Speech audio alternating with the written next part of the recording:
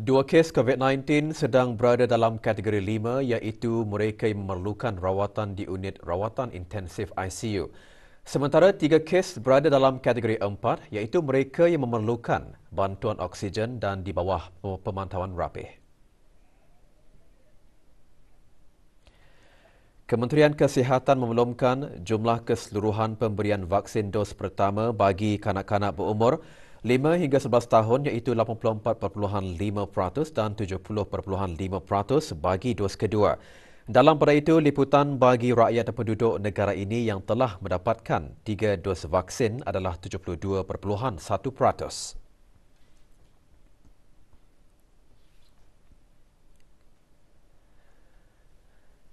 Sementara itu, 659 kes baharu dilaporkan hari ini dengan 472 kes sembuh, manakala jumlah kes aktif sebanyak 3,737.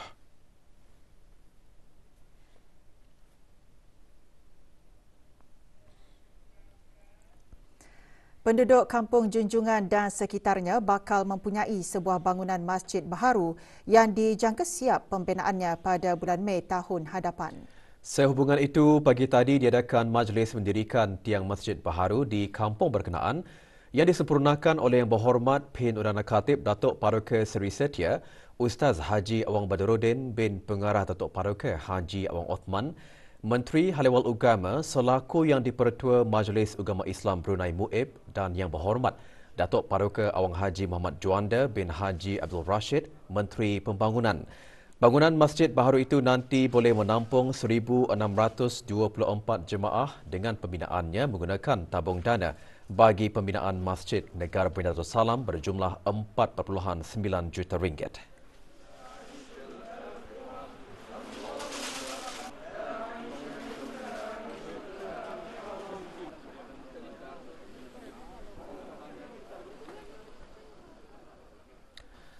Program Employability memenuhi objektif strategik kelima Jabatan Tenaga yang antaranya menggariskan kepentingan mempunyai tenaga kerja yang berkemahiran tinggi dalam sektor tenaga.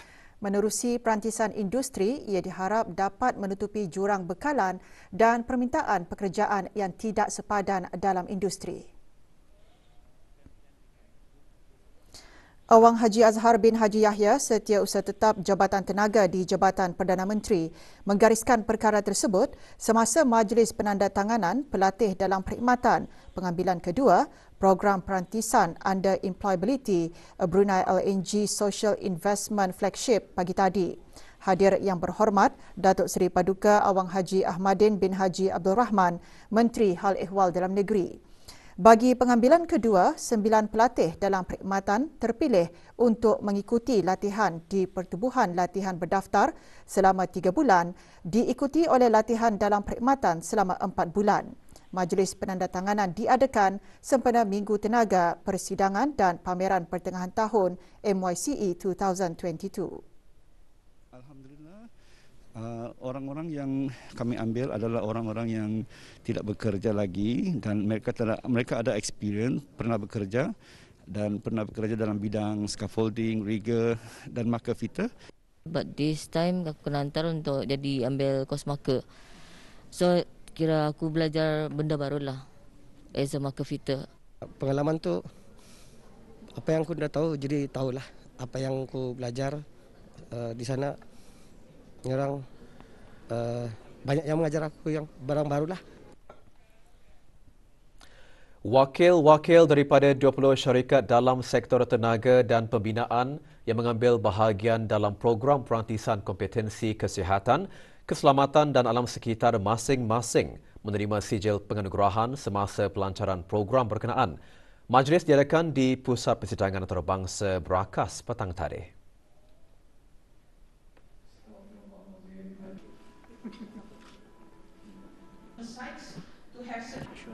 Penyampaian sijil kepada wakil-wakil syarikat disempurnakan oleh Datuk Seri Paduka Awang Haji Matsar Tejo bin Sokiau, Timbalan Menteri Jabatan Tenaga di Jabatan Perdana Menteri. Acara adalah anjuran bersama Sekretariat Majlis Perancangan dan Pekerjaan Tenaga Manusia, Jabatan Perdana Menteri dan Jawatan Kuasa Pandu Industri Tenaga Manusia. Selepas menamatkan program dan mengambil pengalaman bekerja selama 2 tahun, mereka boleh mendapatkan sijil kelayakan certification dari China sebagai pegawai HSC di tempat kerja yang bertauliah. Budaya keselamatan dan kesihatan positif di setiap organisasi diharap dapat dilaksanakan dan diperkukuhkan kerana ia penting dalam menghalang dan mengurangkan kemalangan di tempat kerja. Ladies and gentlemen. Awang Haji Azhar bin Haji Yahya Setiausaha Tetap Jabatan Tenaga di Jabatan Perdana Menteri selaku Ketua Pegawai Eksekutif sementara pihak berkuasa kebangsaan bagi keselamatan, kesihatan dan alam sekitar China menggariskan perkara itu semasa majlis penutupan Bulan Keselamatan sempena Hari Sedunia bagi Keselamatan dan Kesihatan di Tempat Kerja. Majlis yang diadakan di Pusat Persidangan Antarabangsa Brakas itu merupakan acara sampingan Minggu Tenaga Brunei MYCE 2022. Sambutan pada tahun ini bertemakan bertindak bersama untuk membina budaya keselamatan dan kesihatan yang positif. Beberapa acara disusun oleh China, antaranya pembentangan melalui webinar.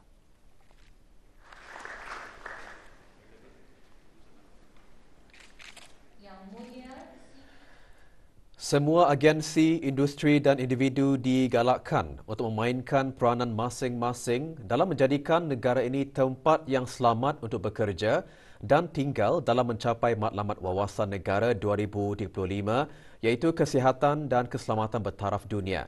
Menurut Ketua Bahagian Pematuhan dan Antarabangsa China, pendekatan seluruh negara dalam pematuhan budaya untuk semua secara keseluruhannya gambaran penyiasatan, tindak balas kawal selia serta perkongsian statistik insiden.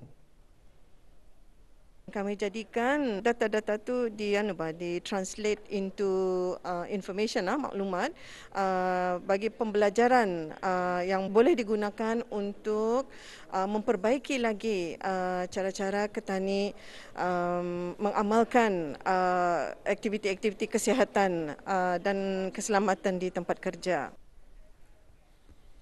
Dua buah loji janakuasa iaitu Stesen Janakuasa Bukit Panggal dan Stesen Janakuasa Brakas serta Pusat Kawalan Negara menjadi tumpuan lawatan selama 3 hari bersempena Minggu Tenaga bagi Brunei MYCE 2022. Lawatan yang dikendalikan oleh Otoriti Elektrik Negara Brunei Darussalam melibatkan lebih 60 pelajar Politeknik Brunei itu adalah sebahagian dari inisiatif untuk meningkatkan kesedaran tentang teknologi penjanaan kuasa yang sedia ada di negara ini. Di Stesen Janakuasa Bukit Panggal yang dikendalikan oleh Jabatan Perkhidmatan Elektrik, para pelawat diberi penerangan mengenai sejarah stesen janakuasa tersebut yang mula membekalkan tenaga elektrik pada tahun 2008 dengan kebolehan untuk menjana kuasa elektrik berkapasiti 116 megawatt. Para pelawat juga diperkenalkan kepada teknologi combined cycle yang digunakan oleh stesen janakuasa tersebut. Di Stesen Janakuasa Brakas pula, lawatan tertumpu di Pusat Kawalan Negara. Pusat tersebut berperanan dalam memastikan bekalan elektrik yang sentiasa terjamin dengan cekap, cepat dan selamat dikendalikan oleh syarikat Brakas Power Company BPC. Stesen tersebut bertanggungjawab dalam menyediakan bekalan kuasa kepada kira-kira 40% daripada bekalan elektrik negara.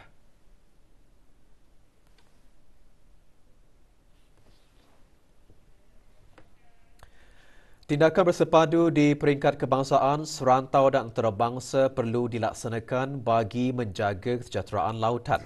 Ikuti bahan beritanya selepas ini bersama dengan bahan berita lainnya.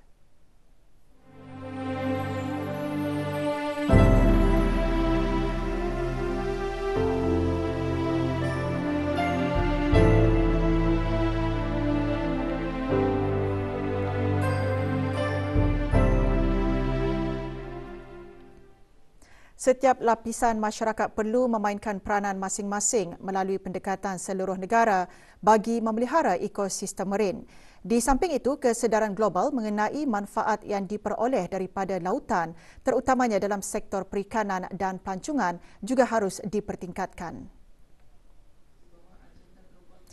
Berucap semasa sambutan Hari Lautan Sedunia 2022, Dayang Hajah Tutiati binti Haji Abdul Wahab, Setiausaha Tetap Kementerian Sumber-Sumber Utama dan Pelancongan juga menekankan tindakan bersepadu di peringkat kebangsaan, serantau dan antarabangsa perlu dilaksanakan bagi menjaga kesejahteraan lautan. Hari Lautan Sedunia disambut pada setiap 8 Jun dengan tahun ini mengetengahkan tema pemeliharaan tindakan bersama bagi memelihara lautan.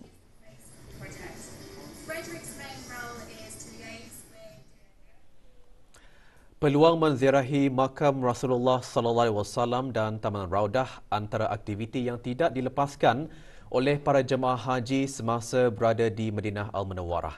Azizi Ahmad membawakan laporannya.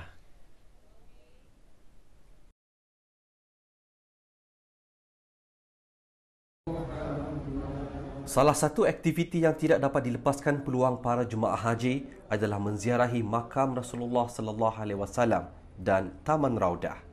Ketiga-tiga syarikat pengendali perkhidmatan pakej haji telah mengisikan masa para jemaah mereka mengikut jadual-jadual yang telah ditetapkan.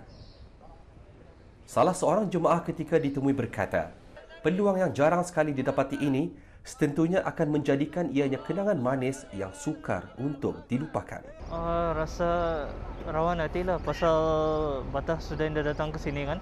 Ini pun masih merasa itulah rawan hati kerinduan itu kena beri rezeki, kena izinkan oleh Allah kami datang sini untuk menziarahi baginda Rasulullah sallallahu alaihi wasallam.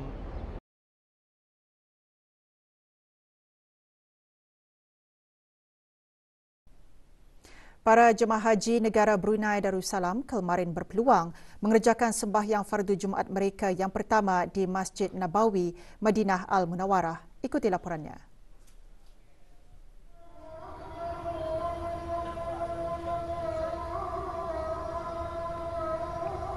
Mengerjakan sembahyang fardu Jumaat di masjid tersebut bukan sahaja memberikan pengalaman manis kepada para jemaah, akan tetapi peluang untuk merebut pahala berlipat ganda. Sebilangan jemaah sudah berada di masjid tersebut seawal pukul 9.30 pagi. Ini saya merasa inilah hari yang bertuah bagi saya kerana pada tahun ini juga adalah hari bagi para jemaah negara Brunei Darussalam menunaikan fardu haji ya, yang mana selama ini tertangguh 2 tahun. Berasa gembira, baru beberapa tahun sudah datang ke sini. Terharu rasanya. Syukur alhamdulillah dapat sembahyang ke Masjid Nabi sallallahu alaihi wasallam. Pelbagai perancangan dilaksanakan oleh kerajaan dalam usaha meningkatkan kualiti kehidupan rakyat, terutama berkaitan kesihatan. Ini kerana peranan kesihatan sangat penting bagi pembangunan sosial dan ekonomi rakyat. Peranan kesihatan itu dibincangkan semasa program menyuluh sejarah Brunei kali keempat yang diadakan pagi tadi secara maya dengan disertai oleh lebih 90 peserta. 2 kertas kerja dibentangkan semasa program tersebut. Kertas kerja bertajuk Sejarah Rancangan Kemajuan Negara dari tahun 1993 hingga 2020.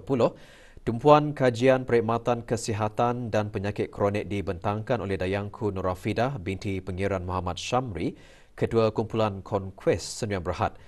Sementara Dayang Mardiah binti Ramli, Pegawai Sejarah di Pusat Sejarah Brunei, membentangkan kertas kerjanya yang bertajuk Bahan Rujukan Kesihatan dalam koleksi Pusat Pengkajian Borneo Pen Borneo. Program dianjurkan oleh Pusat Sejarah Brunei melalui bahagian Pusat Pengkajian Borneo, Pen Borneo, dengan kerjasama Persatuan Sejarah Brunei Persebar pada tahun 2021.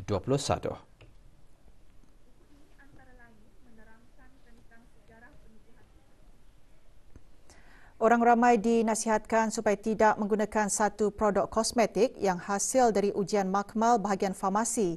Jabatan Perkhidmatan Saintifik Kementerian Kesihatan mendapati produk tersebut dicemari dengan bahan terlarang yang tidak diisytiharkan.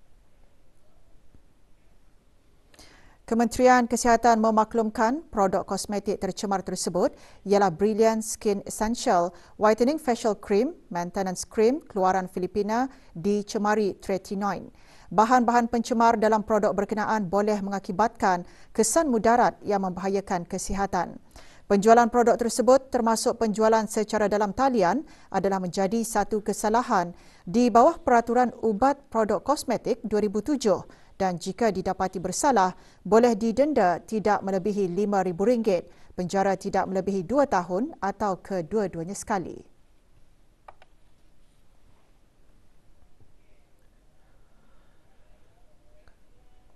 Pusat Pengajian dan Penyebaran Al-Quran MABIMS Kementerian Hal-Ehwal Agama selaku urus setia lembaga Tasmik menghafaz Al-Quran Negara Bernadus Salam akan mengadakan ujian tasmik menghafaz Al-Quran kali kedua tahun 2022 bermula pada bulan Julai 2022. Ujian hanya dibukakan kepada warga negara dan penduduk tetap sahaja. Permohonan boleh dihadapkan secara dalam talian melalui pautan di weblog dan media sosial urus setia. Permohonan mula dibuka hari ini sehingga Sabtu 25 Jun 2022.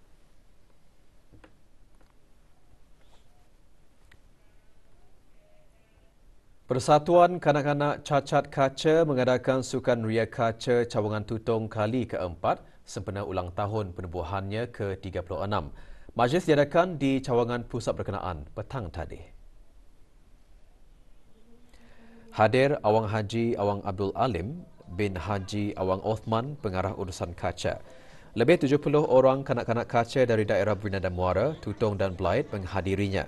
Aktiviti antara lain sebagai pembangunan positif bagi kanak-kanak tersebut dengan melibatkan mereka dalam pelbagai aktiviti luar.